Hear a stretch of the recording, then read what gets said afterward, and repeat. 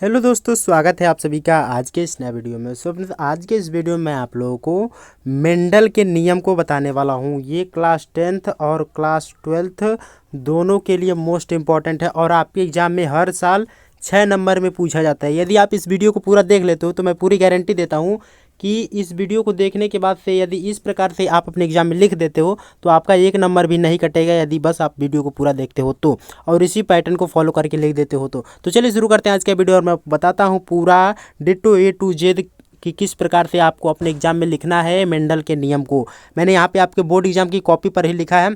जैसे यहाँ पे देखिए, यहाँ से आपका शुरू हो गया मेंडल का नियम। वीडियो को पूरा देखिएगा, एक एक चीज़ों को अच्छे से समझा दूंगा मैं, आपका 1 नंबर नहीं कटेगा। जैसे यहाँ पे मैंने लिखा है कि पेपर में ऐसे ही लिख कर चले आना आप सभी।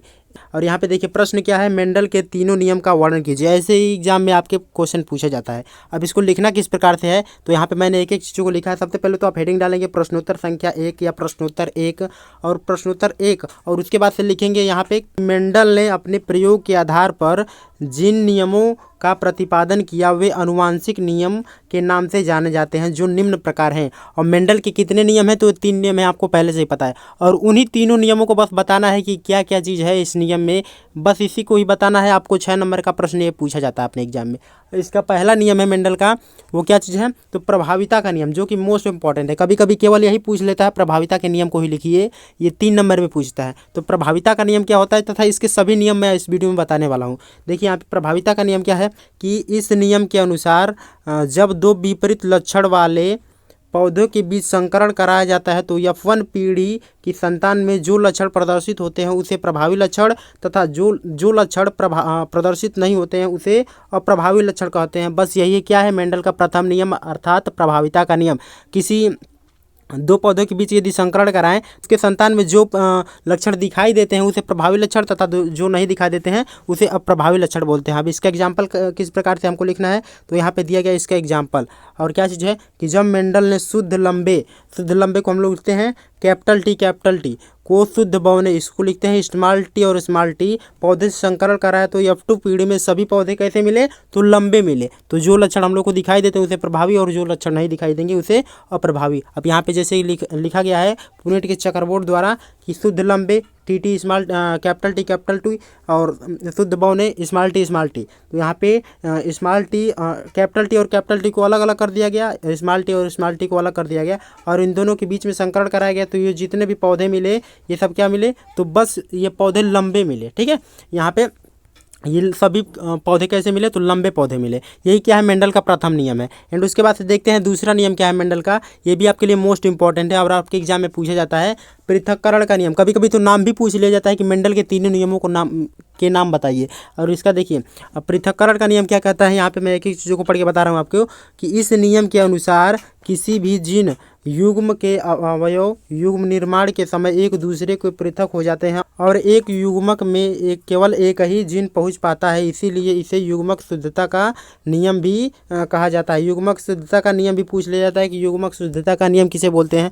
और यहाँ पे एग्जाम्पल दिया गया है कि जैसे लंबे पौधे का संकरण उसी से कराया जाने पर, अब लंबे पौधे का संकरण लंबे पौधे से ही कराया जाता है तो क्या चीज़ बनता है, यहाँ पे एक एक चीज़ों को लिखा गया है। अब क्या चीज़ लिखा है यहाँ पे देखिए, पहले दिया गया कि F2 पीढ़ी में, और F2 पीढ़ी में क्या हमको मिलता है, जैसे लंबे पौधे का सीधा सा मतलब क्या होता है, कैपिटल टी और स्मॉल टी। ये क्या चीज़ है, लंबे पौधे। और यदि कैपिटल टी रहेगा तो ये हो जाएगा शुद्ध लंबे पौधे, और स्मॉल टी रहेगा तो ये हो जाएगा शुद्ध बौने पौधे। तो समझ गए लंबे पौधे किसे बोलते हैं, तो कैपिटल टी और स्मॉल टी।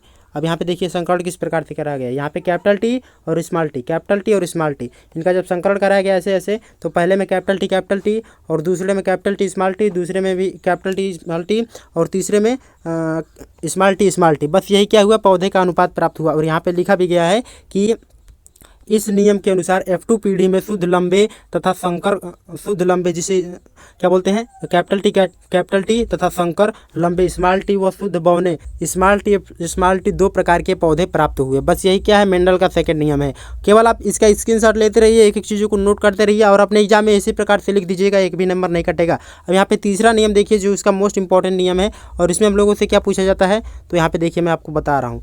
इसको हम लोग बोलते हैं स्वतंत्र अभ्यूहन का नियम। इसमें किस प्रकार से हम लोग को क्या क्या चीज़ लिखना है स्वतंत्र अभ्यूहन के नियम में, कि इस नियम के अनुसार जब या दो से अधिक असंबंधित प्रभावी लक्षण वाले पौधे के बीच संकरण कराया जाता है तो उनके जीन स्वतंत्र रूप से पृथक हो जाते हैं, जनको के अन्य किसी भी लक्षण के साथ संयोग नहीं बनाते हैं बल्कि संतानीय पीढ़ी में चले जाते हैं। बस यही क्या है मेंडल का तीसरा नियम अर्थात स्वतंत्र अभ्यूहन का नियम। और इसमें क्या चीज़ है, अनुपात को आप लोग याद कर लीजिएगा, जो मोस्ट इंपॉर्टेंट है, बता रहा हूँ मैं आपको।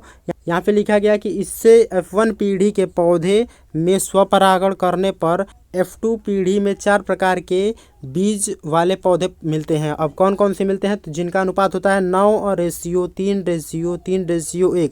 ये आपके लिए जो रेशियो है ये मोस्ट इंपॉर्टेंट है, क्योंकि ये MCQ में भी पूछा जाता है, तो इसे आप जरूर याद कर लीजिएगा। तो यही था पूरा मेंडल का नियम। और यहाँ पे देखिए कि आप लोग कॉपी में जरूर से 2-3 जगह अपना रोल नंबर लिखिएगा, जैसे यहाँ पे लिखा गया, तो मैं केवल कॉपी पे ही लिख के बताया। तो ये था पूरा मेंडल का नियम। आप एक एक चीज़ का स्क्रीनशॉट फिर से ले लीजिए, मैं आपको पूरा दिखा दे रहा हूँ। और अपने कॉपी में इसी प्रकार से लिख दीजिएगा पेपर में, क्योंकि ये पेपर में पूछा तो जाएगा ही, चाहे आप क्लास 10th में या क्लास 12th में, आपके लिए मोस्ट इंपॉर्टेंट है।